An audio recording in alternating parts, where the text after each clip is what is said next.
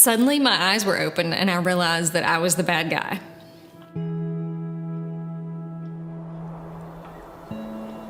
So I just started a new business. I just got married and we were looking for our first house, and suddenly the housing market crashed.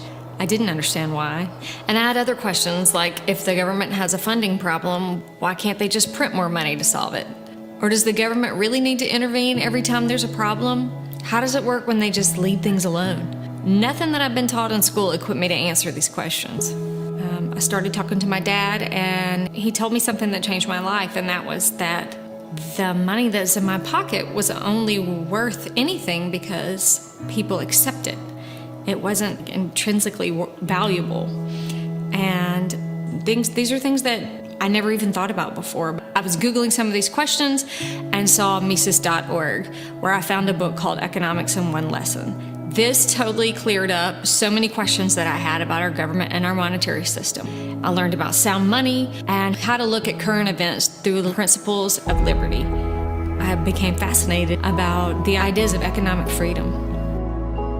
I began to devour everything I could, from Hazlitt to Mises to Hayek. I attended Liberty events and met like-minded people where we had all kinds of great discussions, and I started to see things differently. Suddenly I realized that I had been the bad guy. The way I voted in the past actually violated other people's rights and my moral principles. I started seeing the world clearly, and rather than repeating what I'd been fed on the news, I thought for myself and was able to connect the dots. By learning fundamental principles of economic freedom and individual liberty, I'm now able to keep my political beliefs in step with my moral beliefs. Most of us know that we don't live in a truly free society. We know something's off, but we're not sure what it is. The problem is that our minds have been bound by everything from our educational system to our news outlets, and it's easy to feel overwhelmed.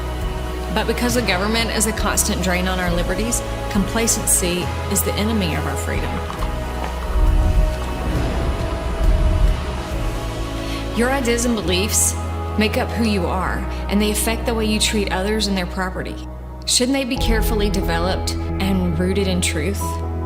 Fast forward 10 years later, and I'm just as excited and inspired by these ideas, and I'm showing the world to my children through the lens of freedom. And I'm grateful to have the Mises Institute and Mises.org as a beacon of light in a sea of confusion, so that I can help the next generation know what they need to know in order to make wise decisions. To start your journey, visit Mises.org/begin.